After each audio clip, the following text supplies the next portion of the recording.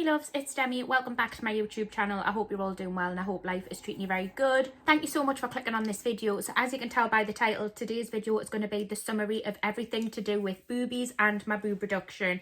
I am over my 6-week post-op, which is the recommended guideline they give you for recovery. I felt like I wanted to do a video explaining everything from my perception and my experience up to now, but obviously I can do other further updates as the time goes on, maybe a 3-month, a 6-month and a year update. If that's something you're interested in, then I can definitely do that. I have been documenting this experience heavily over on TikTok, and I have had so many weirdos in me comments, all the lads saying I've made the biggest mistake in my life. Well, bit respectfully lads, this decision wasn't for you, so bugger off out me comments.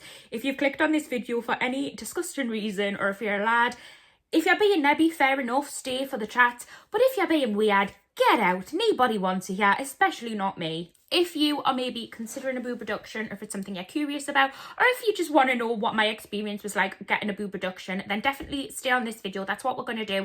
I've wrote down sections of kind of everything I want to go over, just so I can make sure I'm being informative as possible. But without further ado, let's just get straight into the video. Now, I've compiled this from comments on my TikTok videos and a whole bunch of other things. Let's get straight into it. And I think the first thing first, when it comes to a major surgery, is deciding if you want the surgery. Now, this might be self-explanatory, but I feel like it's quite a big decision, and I don't think it's something that I would want anybody to rush into. It is a huge decision, and a decision that I had been making for years. Something I had considered and talked about for years before I actually opted to go in for the surgery. Although, saying that, I do say one of my only regrets not doing the bloody thing sooner. But I do feel like it's a decision, it's a major surgery, and you need to speak to the people around you and really understand why you want the surgery and make sure that it's something that you definitely want. So you've made the decision that you've decided you definitely do want the surgery, you know it's in your path and you know that it's what you want. Then you've got the decision of, do you try and go down the NHS if you're in the UK? Do you look into what the procedure would be like at the NHS in your area, or do you go straight for a private consultation? Now, this is something that obviously decision-wise, financial-wise, is going to very much depend if you're able to do private or not. For years, as I left school, I had looked into going for a boob reduction through the NHS. I never made the cut for actually getting any further with it. I was always told to either lose weight, or I was told that I didn't meet the requirements through the NHS. So I kind of knew from a very young age that an NHS boob reduction wasn't going to be an option for me. The last consultation I went to, I did seem to get a little bit further forward. However, I was told even if I got to the stage where I was accepted for a boob reduction on the NHS, I was going to be a 3-year wait. That for me just wasn't possible at this time, and it was something that every year my urge to get a boob reduction was increasing. So I decided that actually I was going to have to go private if I wanted to get this done. If you decide you're going to go private, you then obviously have the question, do you stay in the UK or do you go abroad? Now, this is a massive question for people because going abroad does actually, it's a lot cheaper. It really is. I was looking into Lithuania. Obviously, a lot of people look into Turkey for surgeries as well. They were things that I looked into. But ultimately, I come to the decision that I couldn't personally go abroad. I'm too much of a hypochondriac and I worry about everything. And I knew that I wanted to be in my familiar surroundings, around my friends and family, just in case anything was to go wrong. So I knew that if I was going to get a boob reduction, it was going to have to be in the UK. Then I started looking at hospitals around the UK and what was available. There's obviously hospitals in London, but a hospital that kept popping up to me was the Nuffield, simply because this is a hospital that my family have used over the years and they trust the name, the Nuffield. I kind of just knew of them because my family had used them for years and years and years for different things. And it's just a kind of, in my area in particular, a well-known private hospital with a good reputation. And that's how I was like, okay, I'll go for a consultation there. I did have a consultation at 2 other private hospitals, but never got to the stage where I showed my surgeon my boobs, simply because the environment or the vibes of the surgeon just didn't feel right for me. So I did end up saying at the end of them consultations, thank you for your time. I'll take all the information away and have a think about it. So that's definitely something to consider, and I feel like if you are going to get on with a surgeon and if you vibe with them, you'll know. And I just knew that the first 2 consultations I went to were not people that were going to be chopping my tits off. They just weren't for me and I didn't vibe with them, and I was like, hell no. So when I went for my consultation at the Nuffield, this was my 3rd consultation that I'd had throughout my life, and I was feeling a little bit kind of down about it. I went in for a consultation with Nick Collis. Now, he's an older gentleman. I knew he'd been in the industry for years and I had seen really good reviews about him. And honestly, from the minute I walked into the consultation room, I just got a completely different vibe to what I'd had prior consultations. Nick actually treated us like Nick actually just made the experience so comforting and so normal, rather than using terminology that I wasn't able to understand. He made it really like simple for me to understand every step of the process when it came to my surgery. So I had a consultation with Nick. Consultation at the Nuffield in Newcastle cost £100, so I had to pay £100 to get a consultation with Nick. Now during this consultation I had the opportunity to ask any questions that I wanted to ask. Questions that I knew I wanted to ask was, what was the expectations of what I would be able to go down to when it came down to my chest size. I wanted to see some before and afters of his work. Obviously the cost of the surgery was something that I wanted to know about. And then also after the consultation, how long I was going to have to wait to be able to be booked in for the surgery. They were all the questions that I had for my consultant when I went in. And just in case you are curious about the answers that I got to these, I will obviously let you know what my surgeon said. However, please remember that this will differ from hospital to hospital and from surgeon to surgeon. Expectation of size, I was told that I would not be given an exact expectation of size, and this is simply because my surgeon will make that decision when he's doing the surgery based on my proportions. So I was not guaranteed to come out of the surgery at a specific size. Now a lot of people were kind of confused about this, but honestly I was just quite understanding, and I understood the reasoning for this in terms of like, I don't want to be disproportionate and I want my body to still look proportionate. So I put all my trust in Nick that he would deliver a size that he felt was proportionate for my body. And I'm very happy with the size that he has kind of given us results wise. But this was made clear to me that I wouldn't be given a size. Now I have settled into about a D. I still have got a little bit of swelling though, and this can take another few months to completely go. So again, this could change again. But as of now, I am a D. So before I went into this, I was a 34G, and at the minute I'm currently wearing a 34D. So that's just to give you perspective on the size I was versus the size I am now. I was told that after I had my consultation, if I decided I wanted to go through with the surgery, that the wait time to be in for my surgery could be as little as 6 weeks. So this was a really quick process for me at the Nuffield. And it was something that I was really excited about because I didn't want to have to wait a long time. I had made my decision at this point that I really wanted to get the surgery, and I knew if I waited any longer, the anxieties in my head would probably talk us out of it. So for me, it was the perfect amount of time to be able to actually commit to the surgery and know that I wanted it and have a goal to lose a little bit of weight. I was able to see before and afters that my surgeon had done. So this puts a peace of mind in your head and gives you kind of an expectation of their work, the scoring, and what your expectation of results could look like.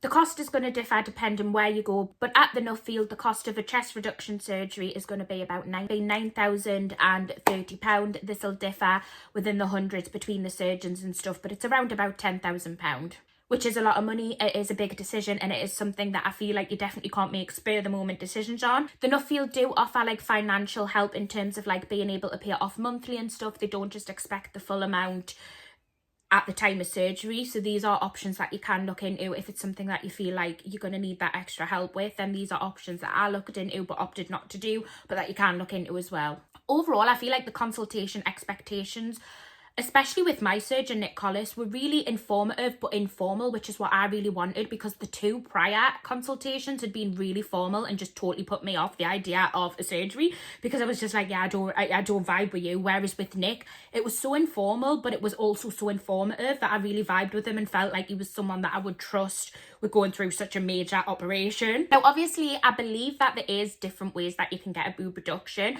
but I'm just going to talk on the experience I had and the reduction I had, because that's all I really can. So I actually had what they call an anchor reduction. So it means my scars are anchor scars.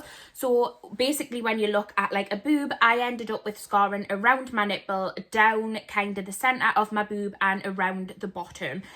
I knew that that's the scarring I was going to be given, and I knew from the minute I went in for the surgery that the scarring for this procedure can be quite prominent. Over the years, it will fade. I'm hoping it'll fade, but honestly, for me, having scarring over having big boobs was just, I didn't even really think about it. I wasn't even bothered. I was like, yeah, I want scarring. I don't care if I've got scarring. I just really want rid of the bigger chest.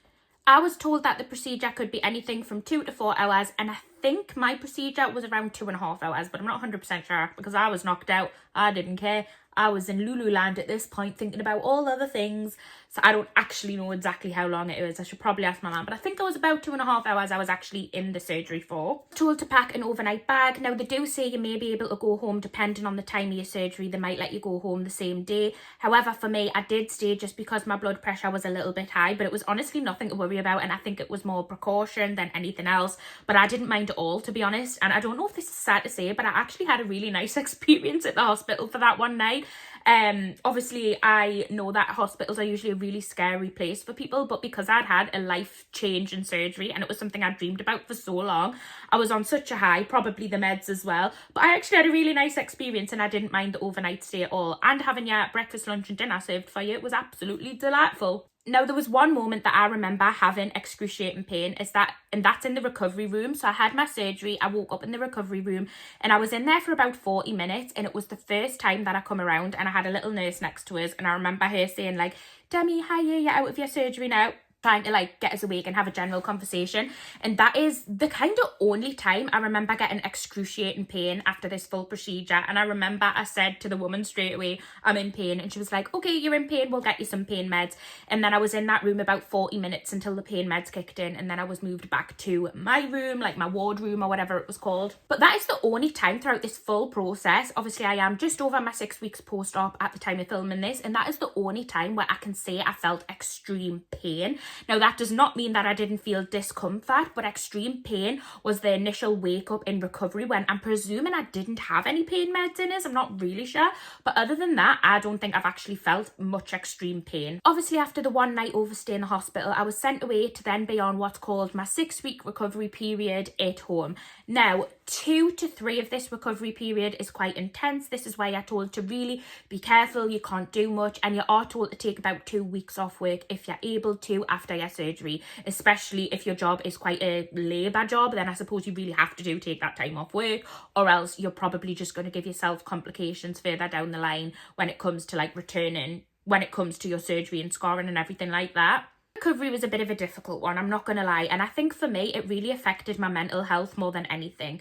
Pain wise, I definitely felt aches, I definitely felt pain, and I wasn't able to do the things I want to do, which led to a lot of frustration for me. My mental health was affected more than anything purely because I couldn't go out for a long period of time. I was stuck in the house, not able to do my normal routine, relying on Sean, my partner, for quite a lot of things, and this did take a bit of a toll on us. But honestly, looking back now, it was a short period of time for what hopefully is going to be a lifetime of changes for me. Obviously, you are recommended to get a pregnancy pillow or some type of pillow to help you. Now, I am actually okay sleeping on my back, which my partner Sean finds really strange because he says he could never sleep on his back. So if you are a side or a stomach sleeper, I feel like this recovery is going to be a lot harder for you. But I was actually falling asleep fine on my back. I did have some nights though where I was waking up and the itch and the burn and the uncomfort was just there, and I could feel it, and it was bloody annoying. But in general, when it came to sleeping, I could quite happily sleep on my back, so that didn't bother me, and I think that definitely aided the recovery because I was able to get the sleep that I needed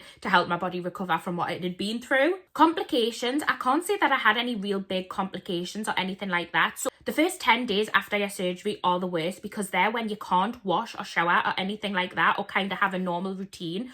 This was my case anyway. Now, I didn't have any drains and I didn't have to have any bandage changes within the 10 days. But after the 10 days, I had to go back to my surgeon and he removed all of my dressings for us, had a checkup. He was happy with how everything was, and I was sent away. I was told at this time I would then be able to have my showers and I could start putting some creams on my boobs another 2 weeks later after this appointment. I didn't have any complications, but I did have access to WhatsApp my surgeon at any time, and I did WhatsApp him with kind of a little bit of redness that was shown on one of my scars, and he did say that he wanted us to put a bandage back over it for another few days, which I'd done, and sent him another photo, and he was happy with it after that. I do have a bit of puckering this side of my chest and around one of my scars where there's been a bit of a tissue build up as well. It's not painful, but you can definitely feel it's there, and it's like a lump, and I have my final appointment next week, so I'm obviously going to see about this. At this point, I can't really comment on it because I don't know what it is, but I have talked about it to my surgeon on WhatsApp, and he's not worried, and he says that it is obviously normal, so he's not worried, so obviously I'm not worried, but that is something that I do still currently have and obviously need to see about when that's going to go or what my situation is with that as of current. There's no surprises during the full thing. Well, actually, yeah, there was actually. The full feeling of having a smaller chest is completely different and something that I didn't really anticipate prior to my surgery.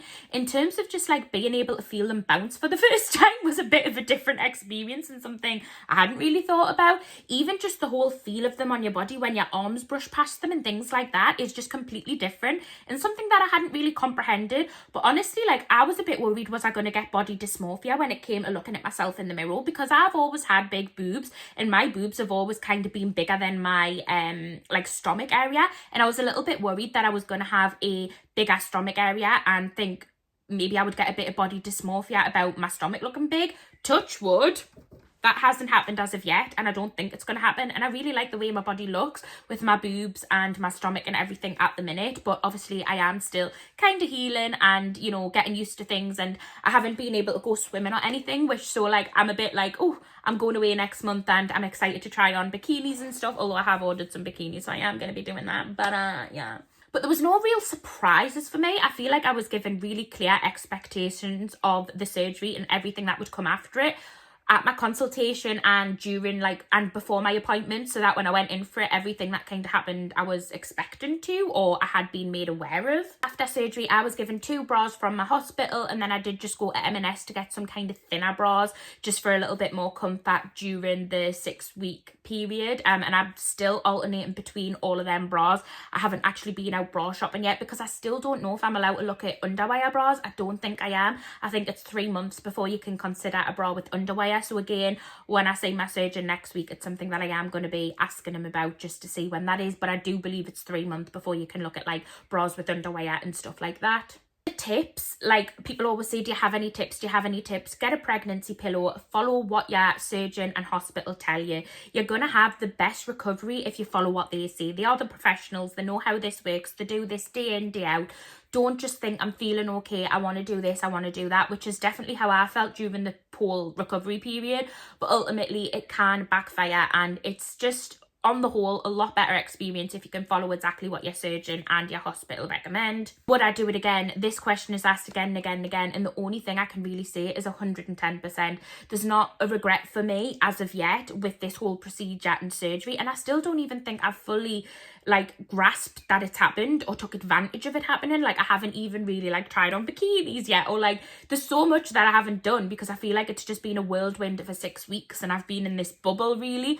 But ultimately, I honestly just wish I'd done it sooner. I don't regret anything about it as of yet, and I'm so glad that I eventually done it because it really became one of them things that I knew I always wanted but thought I would never ever do. So that is my experience. If you've got any further questions, leave them in the comments below and I'll either do a follow-up video or I'll just answer you directly in the comments. Thank you so much for watching this video. If you are going to be going in for a breast reduction or a consultation, then I wish you all the luck in the world, because I know how much of a scary procedure this can be and how much of a scary process it can be. But honestly, from me to you, if I can do it, you can do it, because I am the biggest overthinker, hypochondriac person ever, and I just worry about things. And I honestly got to the point where I thought I'd never do it because I just thought I couldn't do it. I worried too much and it was never going to be for me. But I'm so glad that I did, and I want to wish you all the best on your journey. But without further ado, I'll let you go and I'll see you very shortly for another one. Bye.